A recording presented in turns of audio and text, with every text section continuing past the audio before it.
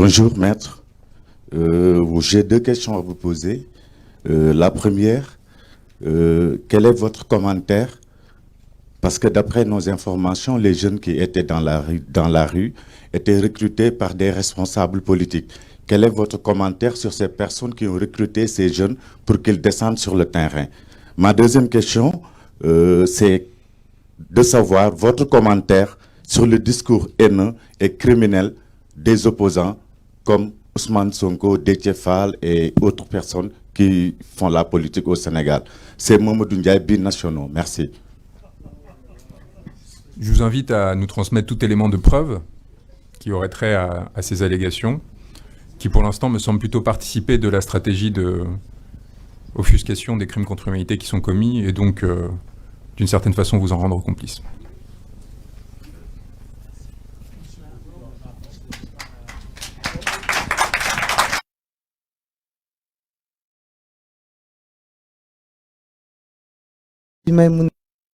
De l'opposition sénégalaise, membre de Yewwi Askan Wi, allié de Ousmane Sonko. Je suis ici présente avec M. Cheikh Tidiane Youm, qui est aussi membre de la conférence des leaders, et le président Boubacar Camara, qui est aussi membre de l'opposition sénégalaise, et l'honorable député Abbas Fall, ainsi que l'honorable député Alioune Kébé. Je tiens à faire ces précisions parce que nous sommes tous autant des présumées victimes prochaines de ce régime. Peut-être que c'est trop dire, mais nous risquons nos vies tous les jours parce que nous sommes des opposants politiques. Au Sénégal, maintenant, c'est devenu un délit. C'est devenu une menace d'être opposant du président. Nous sommes tués pour la plupart. Nous les connaissons. Au plus Pierre et rien d'autre. Appelés à faire des tours dans la ville. Donc nous aurions pu être sur ces images horribles que nous venons de voir. Ma question, au-delà des félicitations que nous vous faisons et que j'ai déjà entendues, ces félicitations, vous les méritez. Je sais que vous n'en avez pas besoin, parce que vous êtes militant des droits humains. Mais sachez qu'il y a de l'espoir. Il y aura pas d'aide. Toi, ce qui se passera, comme vous venez de le dire, ça donne du baume au cœur à cette jeunesse qui a envie. Ça fait dire que demain, si on était à la place de ces images, là, j'ai deux questions pour vous. Et de déposer une plainte à l'avance. Tôt ou tard, je considère que vous serez obligé de nous défendre en tant que victime en prison ou en tant que victime au cimetière. Parce que le combat que nous avons décidé de faire, nous irons jusqu'au bout.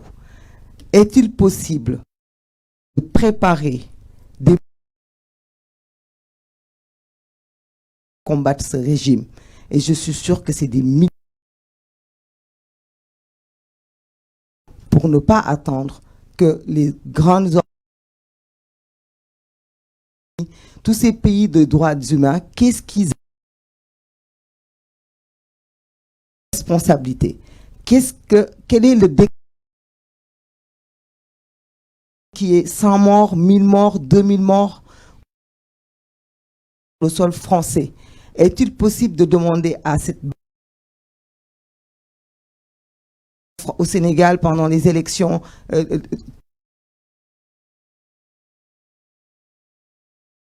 demander à la France de faire son rôle humain, de faire leur rôle avant que l'irréparable ne se commette. Parce qu'on parle de troisième candidature, si le président Macky Sall fonce, il y aura des morts. Alors, est-il possible qu'il y ait un mécanisme juridique pour prévoir, faire des plaintes à l'avance au lieu d'attendre que nos jeunes frères ou que nos enfants meurent pour qu'après nous puissions faire des procédures qui peuvent durer dans le temps? Merci. Ça me permet de revenir sur un élément que je n'ai pas détaillé, qui est le travail que l'on a fait sur la persécution non seulement des militants politiques, mais aussi des journalistes, des avocats, sur le terrain pour essayer d'empêcher qu'ils puissent protéger les personnes qui, du fait de leurs idées, s'engageaient et qui a amené à la mise sous mandat de dépôt d'individus ou à l'arrestation ponctuelle, y compris de grands organes de presse comme l'AFP internationaux, qui avaient été confrontés aux effets de bord naturels de toute utilisation de la violence politique. C'est-à-dire que je pense que le régime sénégalais, si vous demandiez à Macky Sall, n'avait évidemment pas l'intention de cibler l'AFP parce qu'ils savent les conséquences que ça aurait. Mais lorsque vous autorisez une forme de violence se déployer sur un territoire, ça finit par toucher, vous ne pouvez pas tout contrôler en fait. Et parfois, il y a des débordements. Donc ça, c'est les effets de bord. Et après, il y a des effets ciblés. Par exemple, en ce qui concerne le conseiller technique du ministre de l'Intérieur, son existence avait été révélée par un militant qui s'appelle Hannibal Jim, qui est un blogueur, et qui avait révélé l'existence et la présence d'un coopérant au sein d'un régime qui utilisait la violence à des fins politiques. Eh bien, cet homme, par hasard ou non, est depuis le mois de février dernier sous mandat de dépôt. Il est détenu. Est-ce parce qu'il a exposé des faits qui ont été très rapidement nettoyés sur les réseaux sociaux, sur Internet, qui montraient l'existence de ce conseiller technique numéro 6, M. Belebad? Est-ce que la France a une responsabilité, par exemple, dans ce sort-là? Ce sont des questions qu'il m'apparaît très important de traiter, parce que on voit encore une fois une absence de distanciation complète de la France et en général des puissances étrangères à l'égard du régime actuel, malgré les violences qu'ils ont commises. Et il y a quelque chose là qui, en effet, pose question, mais qui ne se réglera pas judiciairement parlant. Je pense qu'une partie de l'Afrique a pris le chemin de la souverainisation, d'une nouvelle phase de la décolonisation, et qu'en faisant cela, elle est en train de se doter, peuple après peuple, d'instruments qui lui permettront de se protéger des ingérences étrangères, de protéger son peuple et d'agir par conséquent.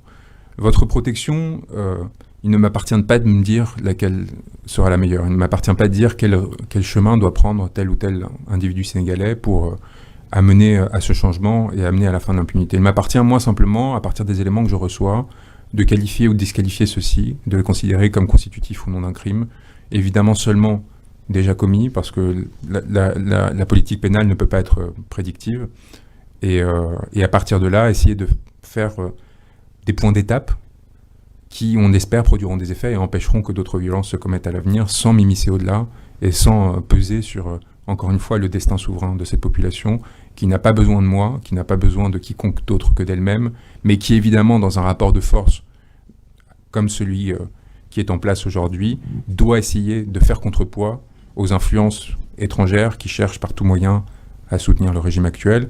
C'est notre rôle de faire contrepoids, d'équilibrer la situation, sans essayer de nous attribuer un rôle supplémentaire, toujours en suivant les instructions de nos clients, que ce soit dans cette affaire les victimes directes, que ce soit dans d'autres, des personnes qui nous ont désignés, et en restant à notre place humblement, mais fermement aussi, par rapport aux actions que nous avons recensées et constatées. On va peut-être prendre 2 dernières questions, et si cela vous convient. Bonjour maître, c'est ici en bas. C'est cher Ahmed Tidiane Dioum, comme Maïmouna, nous sommes venus de Dakar pour assister à cette conférence de presse. Je suis le secrétaire général du parti de l'Unité du Rassemblement, membre de la coalition EU Askan Wi. Au nom de la coalition EU Askan Wi, nous vous disons merci et félicitations pour le travail que vous avez abattu. Et nous vous encourageons, d'autant plus que nous savons très bien la pression que vous subissez du fait du travail extrêmement important que vous abattez. Je ne vous ai pas entendu durant votre exposé faire référence à ce qui est en train de ce que subit actuellement le président Ousmane Sonko, la séquestration, le fait qu'il soit empêché de sortir de chez lui, qui effectivement au terme du statut de l'article 7 du statut de Rome est un crime contre l'humanité. D'autant plus que la coalition EU Askan Wi a demandé à tous les Sénégalais de se rendre le 25 pour lever ce blocus qui est illégal, qui n'est basé sur aucune instruction, sur aucune ordonnance. Au-delà de ne pas en avoir fait part dans votre exposé, que conseillez-vous aux forces de l'ordre qui, aujourd'hui, considèrent qu'ils exécutent simplement des décisions que leurs supérieurs leur demandent de faire? Lorsqu'un ordre est manifestement illégal, tout à fait, il n'y a pas de possibilité de prendre prétexte de l'existence de cet ordre pour échapper à sa responsabilité. C'est pour ça que nous sommes allés très très bas dans la chaîne de responsabilité, Nous avons même des exécutants simples qui ne sont pas gradés au sein des forces de l'ordre, car nous considérons qu'ils sont, en tant qu'exécutants de ces ordres, des responsables de crimes contre l'humanité. Nous avons fait un message sur les personnes qui participaient à la détention arbitraire de M. Sonko aujourd'hui, aux forces de l'ordre qui sont impliquées. Nous avons indiqué qu'ils étaient en train de commettre un crime, avant tout en droit sénégalais, parce qu'il n'y a aucune décision de justice aujourd'hui concernant l'arrestation de M. Sonko, parce qu'il n'y a aucun mandat de magistrat qui justifie la détention qu'il subit. Donc, avant même d'en arriver à une responsabilité pénale internationale, ils encourent déjà des peines qui vont jusqu'à, dans mon souvenir, 20 ans de travaux forcés, selon le code pénal sénégalais. Ces individus, ils sont identifiés. Nous savons exactement qui, aujourd'hui, participe à cette détention arbitraire. Nous savons quelles sont les compagnies, les brigades. Nous savons quels sont les individus qui, normalement, sont à Thiès, ceux qui viennent de Dakar, les bérets rouges, les bérets... Nous les avons tous identifiés, la chaîne de commandement aussi. Et il leur appartient de prendre leurs responsabilités dans un cadre dont l'on comprend qu'il soit contraint, on comprend qu'il soit difficile, dans un pays comme le Sénégal aujourd'hui, de désobéir à des ordres. Mais nous leur avons rappelé, d'une part, que c'était leur obligation, que d'autre part, des actes comme celui qui consiste à gazer des avocats qui viennent voir leurs clients sont constitutifs de crimes, et enfin, qu'ils doivent, et je leur conseille, de demander, d'une part, des ordres écrits sur ce qu'ils font, et d'autre part, mettre par écrit leur opposition à ces ordres. Que des justifications consistant le fait qu'oralement ils se seraient opposés ne suffiront pas. Et ce que nous voyons, c'est que pour l'instant, ils sont un peu trop tranquilles. Et que donc, a priori, il n'y a même pas d'inquiétude particulière à ce stade encore quant au fait que ce qu'ils sont en train de commettre consiste en un des crimes quand même les plus importants dans un système de droit, qui consiste à, en dehors de tout cadre judiciaire, alors que vous êtes doté d'un mandat légal, utiliser vos attributs en tant que force de l'ordre pour commettre des illégalités et détourner vos instruments.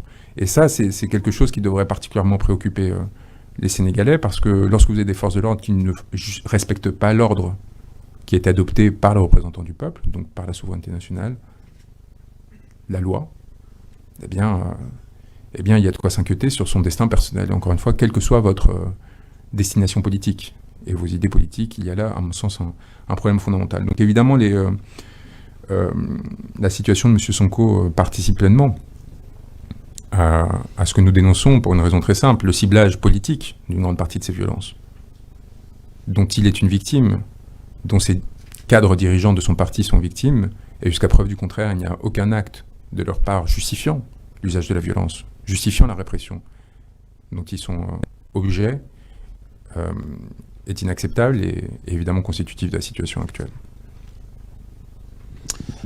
Bonjour, Ibrahim Ndiaye. Et elle est, ne serait-ce que parce que justement, en fait, elle signe le fait que ces violences sont commises à des fins politiques. Et c'est là où, c'est-à-dire qu'on est sur un usage de la violence qui n'est pas débridé, ou qui n'est pas le fait d'un manque de formation des forces de l'ordre, ou qui n'est pas fait du fait d'un... Au contraire, c'est-à-dire qu'il y a une violence qui est dirigée politiquement. Et donc il faut bien distinguer notre opinion politique, notre appréciation ou non du programme politique d'Ousmane Sonko, de la coalition, de qui que ce soit, et le fait que pour le combattre, pour l'empêcher d'être entendu et reconnu par des suffrages, qu'il gagne ou qu'il perde, il y a un usage de violence ce qui constitue, en fait, le crime contre l'humanité. Parce que l'attaque contre une population civile, générale ou systématique, en l'occurrence c'est les deux, elle repose sur le fait que cette population civile soit ciblée, et l'un des critères de ciblage peut être l'opinion politique. En fait, et donc le fait, contrairement à ce que l'on pourrait penser, c'est un facteur aggravant, c'est un facteur constitutif du crime contre l'humanité, le fait que ce soit justement un groupement politique identifié qui soit au premier titre ciblé.